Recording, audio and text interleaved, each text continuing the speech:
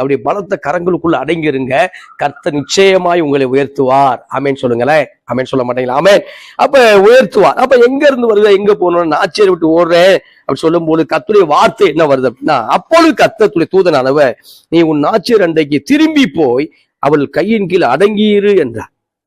ஆமா, இப்ப ஓடக்கூடிய சூழ்நிலை சரியில்லாத சூழ்நிலை. நீ இன்னொருக்க ஓடணும். அதிகாரம் 21ஆம் அதிகாரத்துல வருகிறது. அப்ப இன்னொரு 13 ஆண்டுகள் 14 ஆண்டுகள் ஆக வேண்டும். அப்ப அதுக்கப்புறம் தான் உன்னுடைய அந்த செகண்ட் சீசன் ஆரம்பிக்க போகுது. அப்ப இப்ப ஓடக்கூடிய சூழ்நிலை அல்ல. இப்பொழுது நீ அடங்கீர் என்று சொல்லி மறுபடியும் திரும்ப அனுப்புறதை பார்க்கிறோம். இந்த நாள்ல சில இடத்துல அடங்கி இருக்கும்படி தேவன் உங்களை நியமித்திருக்கிறார். நம்ம அடங்கி இருக்க கற்றுக்கொள்ள வேண்டும். ஆமென் சொல்லுங்களேன். அடங்க மறுன்னு போயிடக்கூடாது. அப்ப அடங்கி இரு என்று கர்த்தருடைய வார்த்தை வரும் பொழுது ஆகார் மறுபடியும் எங்க போகிறான்னா, நாச்சியாரை அண்டை தேடி சாராளை தேடி போய் மறுபடியும் 14 ஆண்டுகள் இஸ்மவேல் வளரும்படி வளரும் வரைக்கும் அங்க அடங்கி இருக்கிறத பாக்குறோம். இந்த நாள்ல உங்களுக்குள்ள ஆசீர்வாதங்கள் வளரும் வரைக்கும் காத்துருங்க. உங்களுக்குள்ள நன்மைகள் வளரும் வரைக்கும் காத்துருங்க. அதுல சொல்லும் பொழுது கர்த்தருடைய தூதனானவர் சொல்றாரு.